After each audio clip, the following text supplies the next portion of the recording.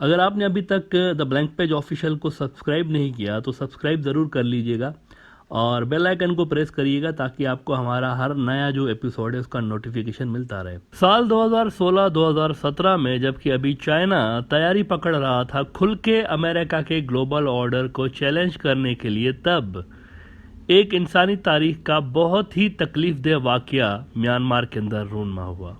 तब वहाँ पर म्यांमार के अंदर प्रो अमेरिका प्रो इंडिया सरकार थी आंग सान सू की साहिबा की, कि ऐसे में उनकी हुकूमत के अंदर वहाँ की रिलीजियस माइनॉरिटीज़ यानी कि वहाँ के रोहिंग्या मुसलमान जो हैं उनके ख़िलाफ़ तारीख़ का एक बदतरीन क्रैकडाउन शुरू होता है जिसकी हालिया हिस्ट्री में मिसाल नहीं मिलती। अच्छा, इस क्रैकडाउन के कई रीज़न्स बताए जाते हैं, बहुत सारे इसके रीज़न्स हैं, लेकिन इसका एक जियोपॉलिटिकल एंगल भी है और वो ये था कि ये जो रखाइन स्टेट है जहाँ रोहिंग्या मुसलमान रहते हैं, ये स्ट्रेटेजिकली बहुत इम्पोर्टेंट इलाका है।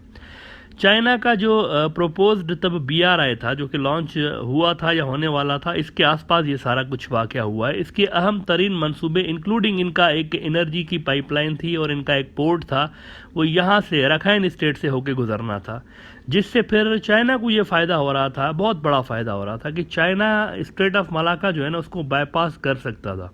यानी कि वो एरिया एक छोटी सी पट्टी है समुंदर की जो कि बहुत ही इंपॉर्टेंट है स्ट्रेटेजिकली। इसको अगर चोक कर दिया जाए तो 80% चाइना का जो एनर्जी और ट्रेड का जो रूट है वो ब्लॉक हो सकता था। तो इसका एक अल्टरनेट चाइना बनाने के इरादे में था और ये याद रहे कि स्ट्रेट ऑफ मलाका को इंडिया और अमेरिका अपना स्ट्रेटजिक वेपन कंसीडर करते हैं इस वजह से क्योंकि उनकी वहाँ पर इन्फ्लुएंस है। एक तो वहाँ पर इंडिया के बेसिस हैं, अंडमान और निकोबार आइलैंड जो इंडिया के हैं उनके बेसिस हैं और अमेरिका की भी वहाँ पर अच्छी खासी ठीक ठाक प्रेजेंस है। तो ये दोनों स्ट्रेटेजिक वेपन्स इसको कंसीडर करते थे स्ट्रेट ऑफ मलाका को अगेंस्ट चाइना। तो यहाँ से चाइना फिर ये जो रखाइन स्टेट है वहाँ से अल्टरनेट रास्ता निकालने के चक्कर में था कि हम बाईपास भी अगर करना चाहें स्ट्रेट ऑफ मलाका को तो कर सकते हैं। अब मीडिया के एक शोबे के अंदर एक सेगमेंट ऐसा है मीडिया का, अब आप जानते हैं मीडिया के अंदर तरह तरह के लोग होते हैं, तरह तरह के तजिया निगार होते हैं, ख़ास तौर पर इंडिया के अंदर इस तरह की थ्योरीज फैलाना शुरू कर दी गई कि चाइना जो है ना वो इसके पीछे है। वहाँ पर जो मार धाड़ चल रही है म्यांमार के अंदर रोहिंग्या के खिलाफ, उसके पीछे चाइना है, कुछ लोगों ने इसको कहा। और उन्होंने ये थ्योरी दी कि भाई असल में चाइना को ज़मीन चाहिए थी, which was nonsense I believe, क्योंकि देखें ये कोई किसी मोहल्ले गली का मसला नहीं था कि ज़मीन की बात हो रही थी, ना ही ये कोई बॉलीवुड की वो जो पुरानी मूवीज़ होती थी 90s की, उसके अंदर अक्सर इस तरह के सीन आते थे कि किसी गुंडे को कोई झोंपड़पट्टी की ज़मीन चाहिए होती थी तो वो कोई फसाद और झगड़ा क्रिएट करता था वहाँ पे ताकि झोपड़पट्टी वाले वहाँ से माइग्रेट करके दूसरी जगह पर चले जाएं और उस गुंडे को वो ज़मीन मिल जाए। यहाँ पर ये मसला थोड़ी हो रहा है, यहाँ पर एक पूरी की पूरी स्टेट की बात हो रही है, रखाइन स्टेट की बात हो रही है। अलबत्ता सवाल ये पैदा होता है, देखें बड़ा ये गहरा सवाल है कि अगर कोई मुल्क किसी रीजन के अंदर पैसा लगाने जा रहा हो अरबों डॉलर, तो वो क्यों चाहेगा कि वो रीजन डिस्टेबलाइज्ड रहे? इससे तो उसकी इन्वेस्टमेंट को खतरा होगा ना। जब वो रीजन ही डिस्टेबलाइज्ड होगा तो उसकी इन्वेस्टमेंट ही डूबने का खतरा हो सकता है। तो उन फोर्सेस को ये चीज़ सूट कर रही थी बेसिकली, जो कि चाइना के प्रोजेक्ट को नहीं देखना चाह रहे थे। यहाँ पर वो चाह रहे थे कि ये रीजन डिस्टेबलाइज्ड रहे और एज अ रिजल्ट चाइना की जो प्रपोज्ड मंसूबे हैं या तो डिले हो जाएं या फिर आगे पीछे हो जाएं या कैंसिल हो जाएं। उस वक्त जो म्यांमार के अंदर सरकार थी आंग सान सू की साहिबा की, ये तब अगर आप इसका रिकॉर्ड उठा के देख लें, पिछला डेटा उठा के देख लें, हर फोरम पर ये मोहतरमा जाती थी और मुसलमानों के खिलाफ ये जो शदीद, मैं कहूँगा कि रकीक हमले हुए मुसलमानों के ऊपर, इसको जस्टिफाई करती रहती थी। आप उनकी स्पीचेज उठा के देख लें, वो इन किलिंग्स को जस्टिफाई करती रहती थी, ऑन द रिकॉर्ड है सारी चीज़ें। और अमेरिका और इंडिया तब दोनों खामोश भी और दोनों इसको सपोर्ट भी करते थे। अलबत्ता अब जबकि वहाँ पर सरकार धपड़दूस हुई है, तख्ता पलट हुआ है, नया सेटअप आ गया है और उस नए सेटअप में चाइना का इन्फ्लुएंस ज़्यादा है और चाइना के सफ़ीर ने अभी चंद रोज़ पहले ही ऐलान कर दिया है कि रोहिंग्या जो मुसलमान हैं जो कि बांग्लादेश आ गए थे, सबसे ज़्यादा बांग्लादेश के अंदर मुसलमान रहते हैं रोहिंग्या वाले, दूसरे नंबर पर पाकिस्तान के अंदर रहते हैं, लेकिन वो पाकिस्तान के अंदर जो रहते हैं ज़्यादातर वही हैं जो कि पहली वेव में 80s में आए थे। अभी जो दूसरी वेव हुई है वो सबसे ज़्यादा बांग्लादेश के अंदर आए हुए हैं। तो जान बचा के बेचारे इधर आ गए। तो चंद रोज़ पहले ही चाइनीज़ सफ़ीर ने ऐलान किया है कि इनकी बाइज्जत वापसी म्यांमार के अंदर इसी साल शुरू हो जाएगी। तो इंटरेस्टिंग बात यह है कि ऐसे में अमेरिका की तरफ से भी बांग्लादेश को खुश करने के लिए कहें या किसी और बड़े गेम के लिए कहें, अच्छी अच्छी खबरें आ रही हैं इस हवाले से। देखिए, आजकल बांग्लादेश को वैसे भी अमेरिका की जानिब से एंटी चाइना जो अलायंस है अमेरिका का, इंडो पैसिफिक स्ट्रेटजी, इसके अंदर घेर के लाने के लिए तैयारियां उरूज पे हैं। अमेरिका बड़ा कोशिश कर रहा है, कभी वो डरा धमका के सैंक्शंस लगा के उनको अपनी साइड पर लाने के अटैम्प्ट कर रहा है, तो कभी लालच देकर और खुश करके बहुत कुछ कर रहा है अमेरिका। अमेरिका ने भी देखें 2016-2017 वाली इस रोहिंग्या किलिंग्स को, अभी आज क्या हुआ है कि इन्होंने जेनोसाइड करार दे दिया है। ये बड़ी इंपॉर्टेंट बात है कि जिस सियासी लीडर को वो सपोर्ट कर रहे थे, आंग सान सूकी साहिबा, वो इस जेनोसाइड को डिफेंड करती थी उस टाइम पे जब ये सब कुछ हो रहा था, डिफेंड करती थी आलमी फोरम्स पे। लेकिन अब अमेरिका ने पैंतरा बदलते हुए इसको नस्ल कशी कह दिया हुआ है। राइटर्स जैसे कि खबर लगा रहा है कि US formally declares that Myanmar army committed genocide against Rohingya minority.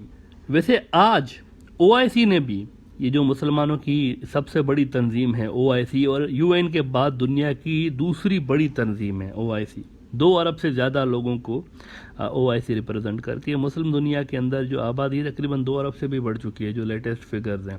तो आज ओआईसी ने भी रोहिंग्या मुसलमानों के हक में आवाज़ उठाते हुए उनकी वापसी की डिमांड कर दी है। और ओआईसी के इस इजलास के अंदर जब ये डिमांड की गई है, चाइना के फॉरेन मिनिस्टर जो थे वो वहाँ पर चीफ गेस्ट थे, जबकि चाइना इस वक्त रोहिंग्या इशू के हल के लिए बांग्लादेश और म्यांमार के दरमियान पिछले लगभग 1-1.5 साल से मीडिएटर का रोल भी प्ले कर रहा है। जब से वहाँ पर ख़ास तौर पर सरकार नहीं आई है ना, वहाँ पर मिलिट्री जनता की, तो चाइना मीडिएटर का रोल प्ले कर रहा है। और ये यूएस ऐलान तब भी हुआ है जब बांग्लादेश के अंदर सीनियर अमेरिकन डिप्लोमेट्स आए हुए हैं और अमेरिका और बांग्लादेश के बीच एक अहम मिलिट्री मुआहिदा भी हुआ है इंफॉर्मेशन शेयरिंग का।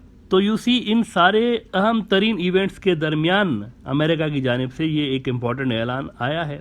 लास्ट मंथ लंबे गैप के बाद फाइनली बांग्लादेश और म्यांमार के दरमियान रोहिंग्या की वापसी के लिए टॉक्स भी शुरू हुए हैं। जैसा कि फरवरी में द डिप्लोमेट ने रिपोर्ट किया था कि Bangladesh and Myanmar resume talks on Rohingya repatriation. अब ऐसे में अमेरिका का ये इम्पोर्टेंट ऐलान इस सब के बीच सामने आया है। एक खतरा ये भी है कि यूएस इस प्रोसेस को डिले या डीरेल भी करा सकता है, क्योंकि ये जो 5 साल के बाद, अब देखें 2016-2017 में इवेंट हुआ है, उसके 5 साल के बाद इस जुल्म को अमेरिका ने अब जाकर जेनोसाइड माना है। इसमें भी यूएस सेक्रेटरी ऑफ स्टेट जो ब्लिंकन साहब हैं, उन्होंने मिलिट्री जनता जो म्यांमार की है उसको वो कोसते रहे कि इनके होते हुए सेफ नहीं है कोई भी म्यांमार के अंदर। हालांकि मिलिट्री जनता इस वक्त चाइना के आसरे पे टिकी हुई है।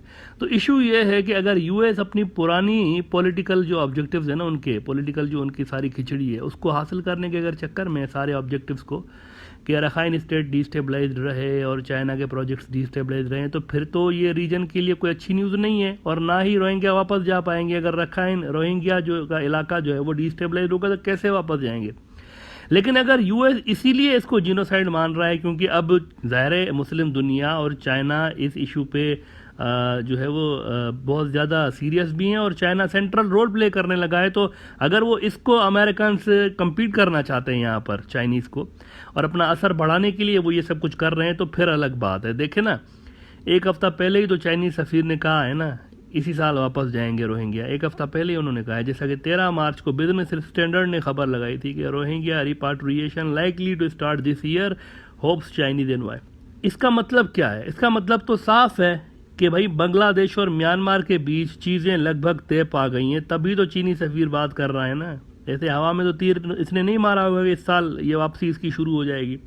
तो इसका मतलब है कि बहुत कुछ तय हो गया है ऑलरेडी।